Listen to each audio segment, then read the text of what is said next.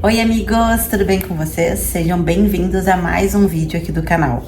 Hoje eu separei algumas perguntas que eu recebi lá no Instagram, na minha caixinha, sobre o meu transtorno de compulsão alimentar e bulimia nervosa, né, que eu tive os dois, e eu vou responder aqui com vocês. São muitas perguntas, então eu vou dividir esse vídeo em dois. Primeira pergunta: Pi, como você identificou que era um transtorno? Então, por ser estudante de nutrição e por já me interessar muito por essa área de comportamento alimentar, eu já tive um start assim na minha cabeça quando eu comecei a observar o jeito que eu tava.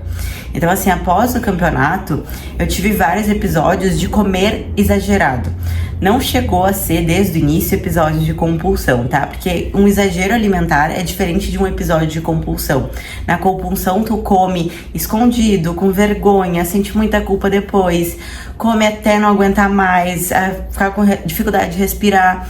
O que é totalmente diferente de tu ir num rodízio, por exemplo, e comer mais fatias de pizza do que tu achava que conseguiria ou que tu queria.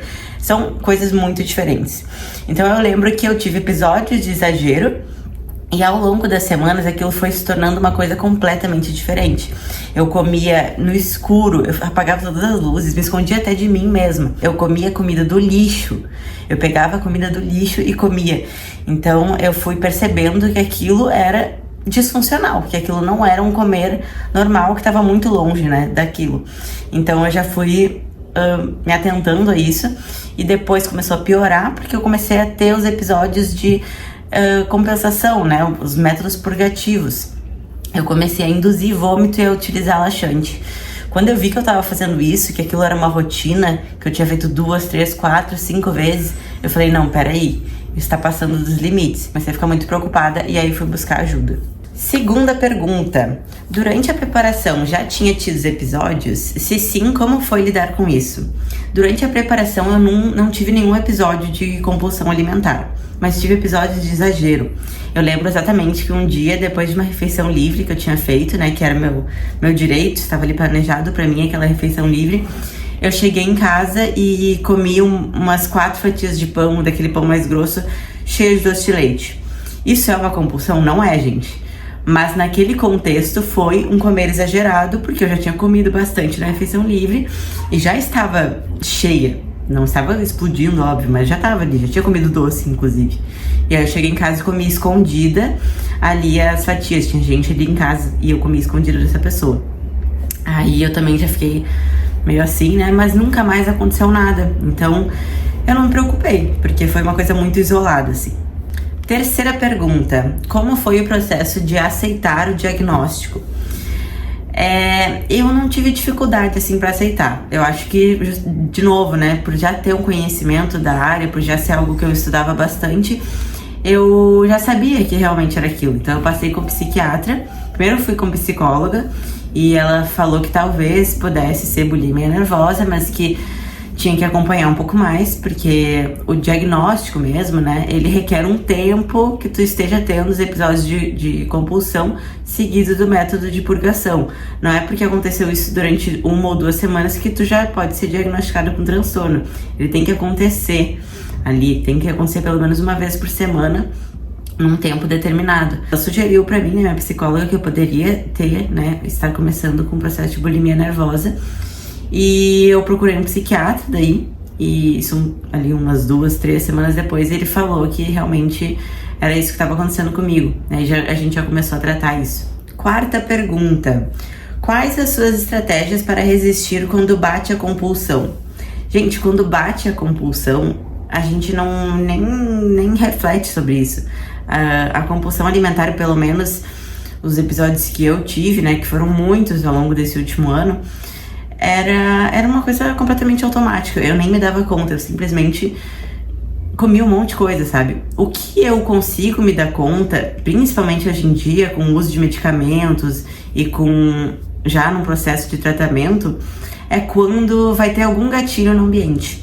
Então, assim, uma coisa que pra mim já foi muito gatilho de episódios de compulsão: ficar sozinha. Se eu soubesse que eu iria ficar sozinha em casa, eu já começava a planejar um episódio, porque esses episódios, eles são planejados. Só que quando acontece, daí tu não tem mais como fazer muita coisa, porque é como se fosse um impulso completamente incontrolável, sabe?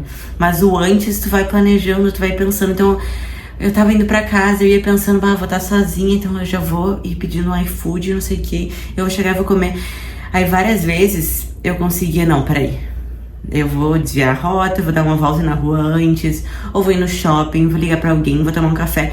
Eu evitava ficar sozinha, porque era o meu maior gatilho ficar sozinha em casa.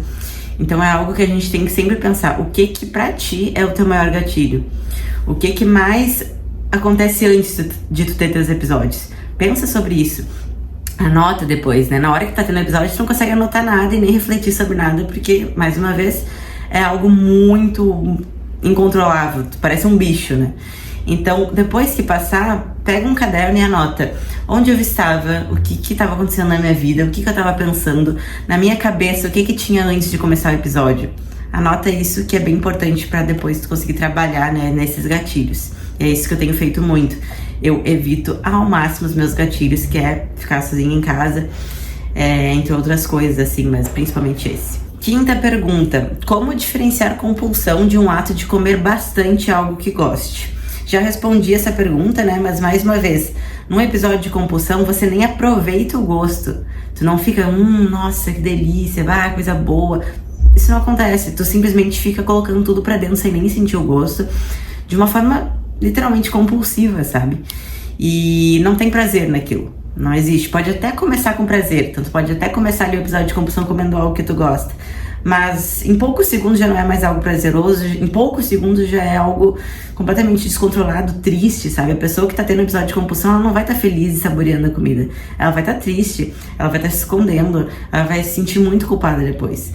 E um comer exagerado, comer bastante algo que gosta, tu vai, provavelmente, já aconteceu com todos nós, e aí tu, sei lá, tá no rodízio, comeu mais fatias de pizza, ou tá na casa de alguém, serviu ali um quarto prato que nem precisava, que tu nem já tava mais cheio, tu não vai ficar chorando, desesperado, sentindo a pessoa mais fracassada do mundo. Tu só vai pensar, tipo, exagerei hoje, na próxima eu controlo mais. Então é completamente diferente o jeito que tu age no episódio do que um jeito de apenas comer um pouco a mais. Quinta ou sexta pergunta, não lembro.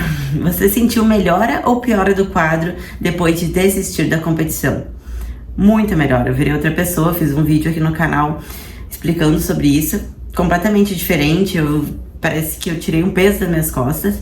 Eu realmente não me identificava mais com esse esporte.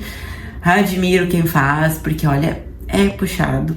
E eu comecei a ver as coisas muito diferentes, sabe? Comecei a ficar mais leve, conseguir respirar. Então, completa melhora.